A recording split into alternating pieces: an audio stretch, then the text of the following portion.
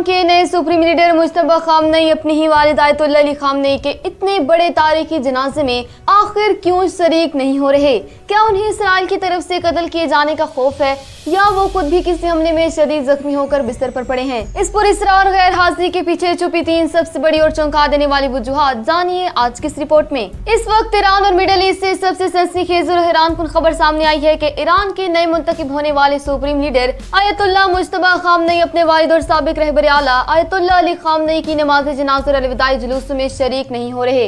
आमतौर पर ऐसे मौके पर नए रहबर का सामने आना लाजमी होता है, लेकिन शदीद तरीन सिक्योरिटी खतरात और अंदरूनी वजूहात की बिना पर ईरानी हुकूमत और सिक्योरिटी इदारों ने उन्हें पब्लिक के सामने लाने से साफ इनकार कर दिया, जिसके बाद अब तेहरान में होने वाले जनाजे के इंतजाम सदर मसूद पेज़ेश्कियान, स्पीकर पार्लियामेंट बाकिर कालिबाफ और ईरानी अस्करी कमांडर संभाल रहे हैं। मुज्तबा खामनेई के जनाजे में शरीक न होने की पहली और सबसे बड़ी वजह इसराइल की तरफ से मिलने वाली कत्ल की बराह रास्त धमकियां हैं। इसराइली वज़ीर दिफा ने मुज्तबा खामनेई को अपनी टारगेट लिस्ट पर रखते हुए इनको जान से मारने का खुला ऐलान कर रखा है। ईरानी इंटेलिजेंस हकाम का मानना है कि जनाजे जैसे इतने बड़े हुजूम और पब्लिक मुकाम पर नए सुप्रीम लीडर का जाहिर होना खुदकशी के बराबर होगा, क्योंकि इसराइली ड्रोन्स और इंटेलिजेंस नेटवर्क इस ताक में बैठे हैं कि कब नए रहबर सामने आए और वो उसे निशाना बनाए। सिक्योरिटी फोर्सेस ने वाज़ेह कर दिया कि वो इस माहौल में मुज्तबा खामनेई की जिंदगी की 100% जमानत नहीं दे सकते, इसलिए उन्हें दुश्मन की नजर से दूर एक खुफिया बंकर में रखा गया। दूसरी और सबसे सनसनीखेज वजह मुज्तबा खामनेई की अपनी शदीद खराब जिस्मानी हालत है।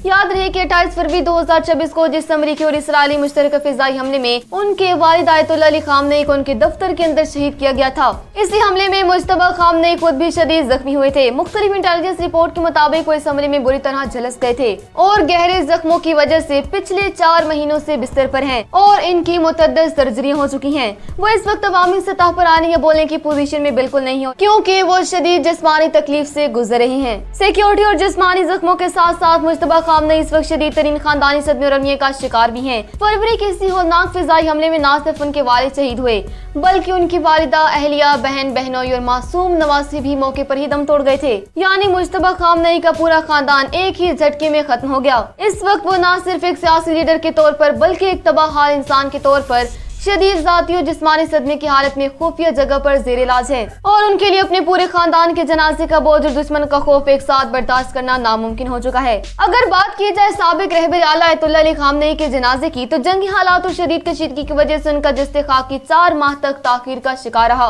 अब 3 जुलाई से 9 जुलाई 2026 के दौरान ईरान और इराक के 5 मुख्तलिफ तारीखी शहरों में सबसे पहले तेहरान में नमाज जनाजा के बाद उनकी मैयत को कुम ले जाया जाएगा, जहां से उसे इराक के मुकद्दस शहरों नजफ और करबला मुंतकिल किया जाएगा। इन तमाम शहरों से अलविदाई जुलूस गुजारने के बाद मैयत को दोबारा ईरान लाकर मस्जिद में सुपुर्द खाक किया जाएगा।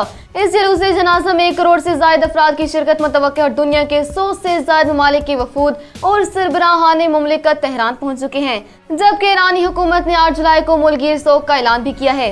नए सुप्रीम लीडर की गैर हाजिरी के बावजूद ईरान ने दुश्मन को ये पैगाम देने के लिए कि वो झुके नहीं हैं, दुनिया भर के वफूद के सामने ये जनाजा इतने बड़े पैमाने पर मुनक्किद किया। लेकिन मुज्तबा खामनेई का इस तरह गायब रहना ये साबित करता है कि तेहरान के अंदर इस वक्त कितना शदीद खौफ पाया जाता है। आपको क्या लगता है, क्या मुज्तबा खामनेई कभी मंजर आम पर आ पाएंगे या इसराइल उनका पीछा करता रहेगा? कमेंट्स में अपनी राय जरूर दें।